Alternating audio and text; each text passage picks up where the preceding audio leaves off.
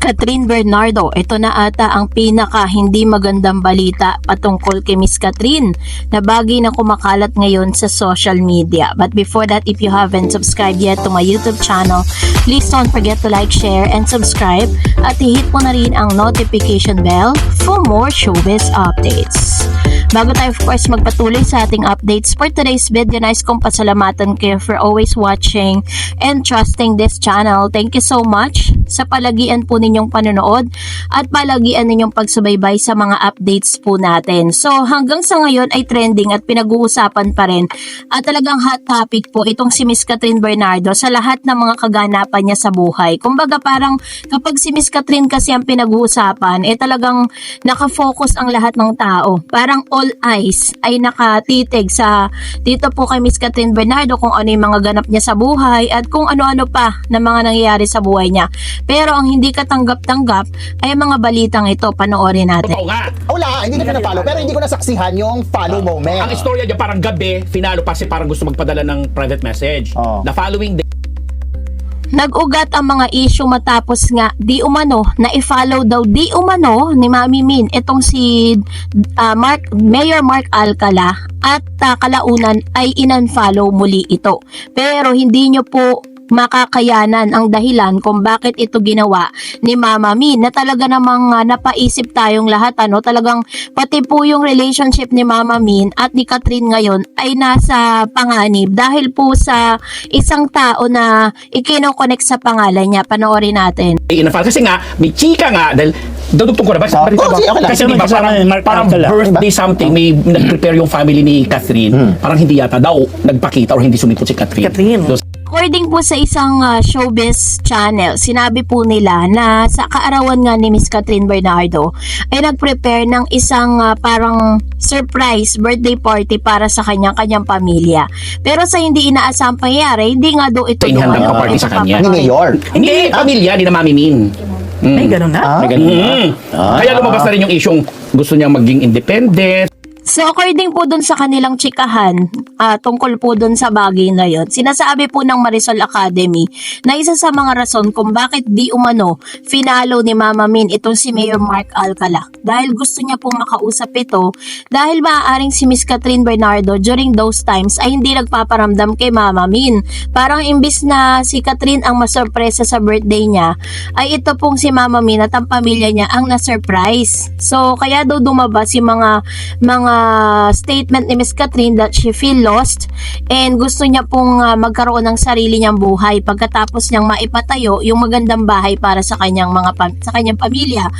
Pangalawang issue kung saan at stake din ang relationship ni Miss Catherine Bernardo sa kanyang BFF na si Miss Trina Goytinco. Matatandaan po na sa kanyang renewal of contract sa ABS-CBN, nung nag-speech po siya, present po yan si Miss Trina. At sinabi po ni Miss Catherine na sa industriyang kanyang ginagagalawan ay napakahirap daw di umano makahanap ng mga totoong kaibigan.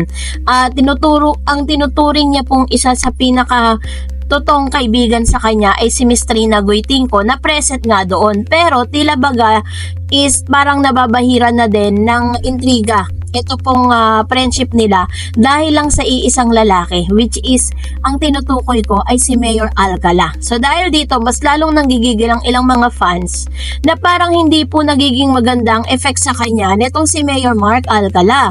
Marami pong parang you and me against the world, diba? Ang siste pa, hindi pa man po umaamin si Miss Catherine Bernardo kung totoo talaga yung mga chismis na ito, pero unti-unti na pong sinisira ang pangalan ni Miss Catherine. Pinapalabas po nila na si Catherine ay parang hindi nire-respeto o hindi ino-honor yung kanyang magulang, 'di ba? Dahil sa pag-dead mga nito sa birthday party or surprise birthday party na inihanda ni Mama Min para sa kanya. Pangalawa, parang hindi niya po tinitignan yung friendship nila ni Miss Trina Goytinco. Gano'n niya lumalabas sa SOCMED na bagay na nagpaparumi or nagpapapangit sa imahe ni Miss Catherine. Ang pinaka-worst thing nito is maapektuhan pa pati po yung mga next project na gagawin niya niya dahil po sa mga ganitong klase ng news. So, tila baga talagang marami pong nagsasabi na hindi po parang hindi sila ganon kasang-ayon, ano? Even other people is talagang hindi po sang-ayon na kung si Mayor Mark Alcala nga daw di umano ang makakatuluyan or magiging jowa nitong si Miss Catherine. So, ang challenge natin kay Mayor, kung talagang mahal niya or gusto niya talaga si Miss Catherine Bernardo, is magsalita siya at ipaglaban niya si Catherine. Linisin niya yung pangalan ni Miss Catherine Bernardo sa mga aligasyong ito. Kasi, nakakaladkad kasi ang pangalan ni Miss Catherine Bernardo sa mga issue na hanggang sa ngayon wala pa ring linaw na galing mismo sa bibig ni Miss Catherine. Yun po kasi yung pinakaantay natin. So, the more na silent po sila, wala silang dinideny at wala rin silang inaamin, ay mas lalo lamang po na nasisira yung pangalan ni Catherine Bernardo. Yun po yung pinaka-worst thing na nangyayari ngayon kay Miss Cat. Although makikita natin yung success story niya na talaga namang umaariba po yung kanyang karera ngayon dahil sa dami ng mga nagtitiwalang brand sa kanya at the same time sa dami po ng mga commercials and mga projects at upcoming projects sa darating pa sa kanya. So, dahil ito rin po ay isa sa mga paghahanda niya dahil gusto niyang magpatayo ng sarili niyang bahay. So, yun po yung ilan sa mga hindi kagandahang balita with Miss Catherine. Yung dating magandang imahe niya na sobrang bait na anak at mabait na kaibigan, ngayon is nadudungisan na dahil kay Mayor Alcala. So, kayo po, ano yung saloobin patungkol dito? Comment down below. And now, narito naman ang ilan sa mga komento, reaction po ninyo patungkol naman sa ating latest updates. Magbasa tayo. Unahin natin si Ma'am Teresita Segunda. Sabi ni Melay, may naghihintay kay Kat, napakagwapo na taga-kabila. So, pwedeng si Alden. Kasi nahanap ko po kasi yung exact words or exact statement po ni Miss Catherine or ni Miss Melay patungkol dyan. Kasi kung sinabi niya na may naghihintay sa kanya na taga-kabila, so maaaring si Alden Richards talaga. Sabi ni Juday Trapsi, Lailo, may pelikula nga sila ni Julia Barreto, sunod Kim. Alam mo Alden, maraming gustong makapareha yan si Ann Curtis na ultimate crush niya. Gusto pa niya para lahat ng artista sa ABS-CBN makasama niya, lalo na sa mga kissing scenes. Yan ang maglaylo. Ayun. Salamat Ma'am si Juday Trapsi sa inyong komento. And sabi pa ni Miss Cora Weber, huwag ka lang talagang mag-join sa politics kasi kung nasa politika, it's either your resources will be used especially during election or you will learn how to be corrupt and your good image and integrity will be ruined. That's motherly advice. Which is true, diba? Katulad ng sinabi ni Alden, pwede siyang tumulong kahit wala siya sa posisyon. Sabi po ni Ebuan Mordeno, hello ma'am, pangarap ni Alden maging piloto at si May ng flight stewardess din ang gusto. Sabi pa nga ni Alden noon sa interview niya sa piloto at si May ng flight stewardess niya. Okay. So, ano pong gusto niyang isipin po namin tungkol dyan? Okay. And another one, sabi ni Miss Minda Bolante, Alden, congrats, go, go, go for your good future, cut then forever, God bless. Sabi ni Jubel Clavicle, means po niyan, baka nagpiprepare na siya sa pag-asawa, unti-unti na siyang malalaylo sa showbiz. Nasabi na niya yan sa interview niya before. Ayun. So, ito naman yung kanyang komento with regards to this.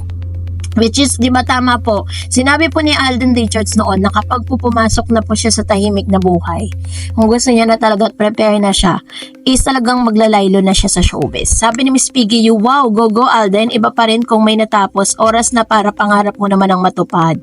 Yan, to naman yung kanyang, actually, tapos po si Alden ng 4-year course. At the same time, mag-aral din po yan patungkol sa kanyang mga business. And sabi ni Miss Wilma Lagasca, wow, sa bagay, pwede namang di maging politiko. Si Alden, mabait siya at matulungin. Kaya naman tumulong siya kahit di siya politiko, Miss Sarets. Kaya na natin na maging desisyon nila.